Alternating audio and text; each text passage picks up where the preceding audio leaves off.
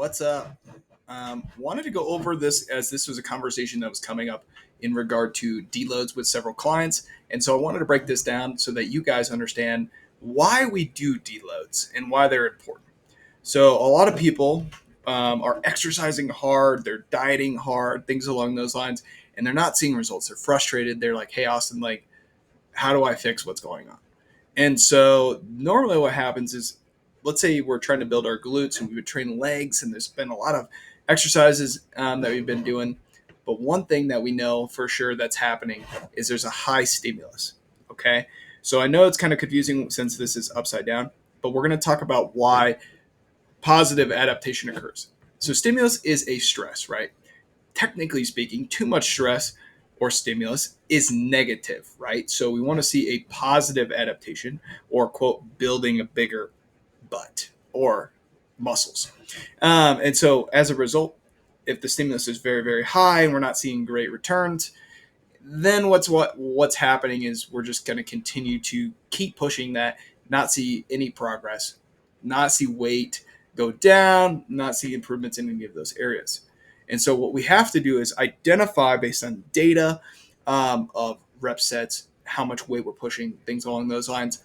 What's the optimal stimulus so that we can implement a deload? So there's also a conversation of stimulus to fatigue ratio that we could get into, but optimally we're trying to get up to a certain point of high stimulus and be able to recover effectively. So this is where a lot of people are at before uh, they start to either push the opposite way or recover. So this is like when we implement a deload is after several weeks of progressive overload.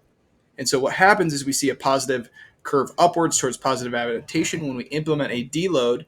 That means a reduction of volume, stress, and reducing stimulus to have a positive adaptation or higher metabolic rate, more muscle, etc., so that we can continue to push forward. But this is where a lot of people actually stop.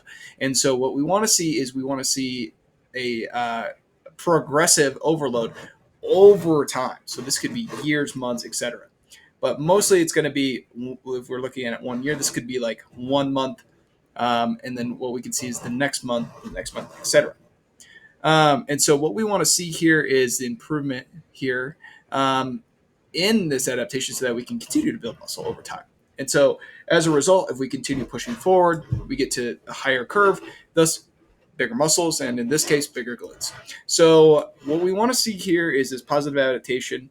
When we get into the new workout threshold, which is a positive adaptation of training hard, building muscles, we can handle more food, we can get better results like physically, health wise, and things along those lines. But also, what comes with that is we have to continue to progress past that number.